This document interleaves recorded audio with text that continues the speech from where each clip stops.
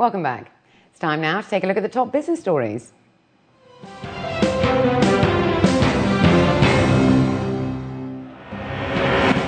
Arabtech CEO claims there was no intention to benefit from early trades.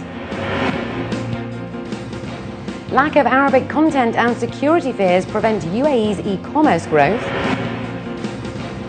And we speak to Sarah Lord about life after retirement.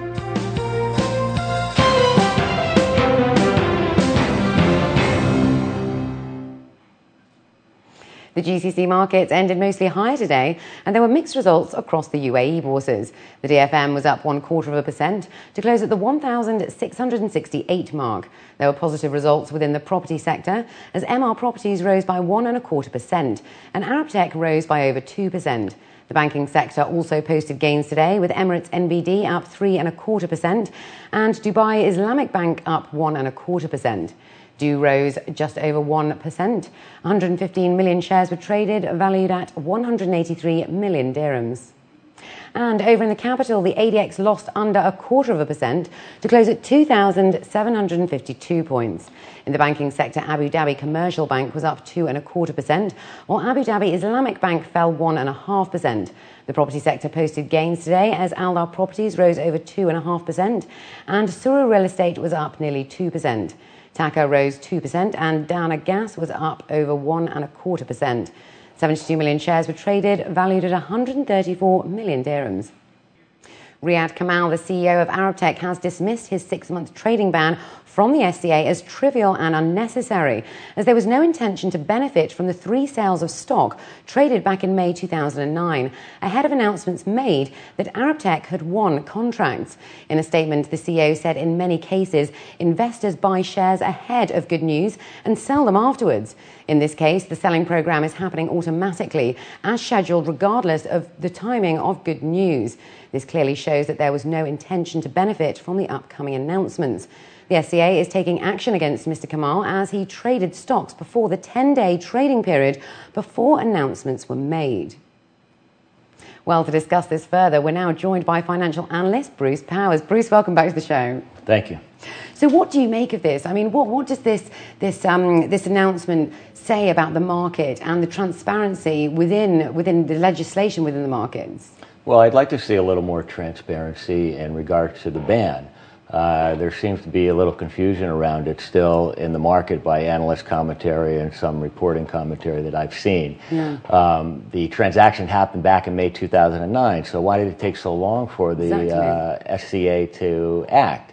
Now, he says he was doing this in accordance to a normally regular scheduled program, which is very likely because this is common for insiders of public companies. But he hasn't done any transactions since. Now, I think overall this is really a minor event. It shouldn't have an impact on Arabtech, at least based on what we know so far.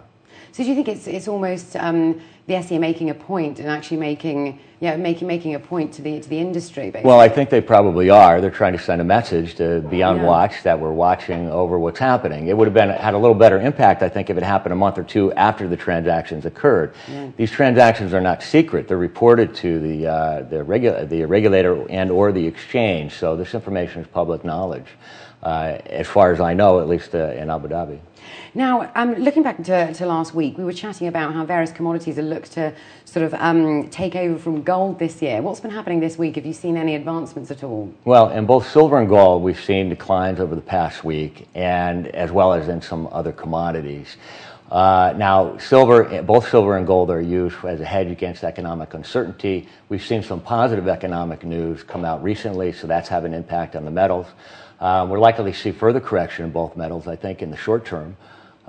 They're both been showing choppy behavior in the price action recently and maybe starting to form a short-term top. Now, looking at agricultural commodities, I think they'll hold up a little bit better in the short term, given supply constraints, partly impacted by weather concerns right now. Right. Well, thanks so much for your time, Bruce. That's all we've got time for. We'll see you next week. Great. Thank you. And a new report has revealed that a lack of Arabic web content and fears behind credit card security has resulted in a third of online retailers in the UAE not offering credit card options. Analysts say a greater understanding of credit card use and confidence surrounding security issues is needed to boost the region's e-commerce growth.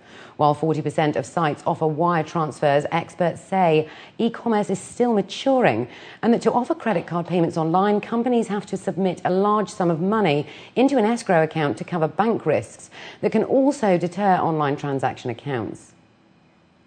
And in our fast financial news, the Kuwait Financial Centre has forecast the UAE corporate earnings to grow by 24% this year. The Financial Centre also projects an $800 million deficit for the UAE, with an 8% decline in revenues. Abu Dhabi is expected to decrease its contribution to the federal budget by $3.16 billion and Dubai to remain at about $330 million. Geopolitical and regulatory areas are to remain stable. And new regulations within the employment market means UAE employees are eyeing up new job opportunities, with some retirement sites witnessing a large rise in applicants this year. The recent changes in the labour law reduces restrictions on changing jobs. A recent report has also revealed 66% of employers are looking to recruit this year. And low-cost airline Fly Dubai has announced the opening of a new service to Bangladesh. Dhaka will become the airline's 32nd destination when flights to the capital begin on Monday, February the 14th.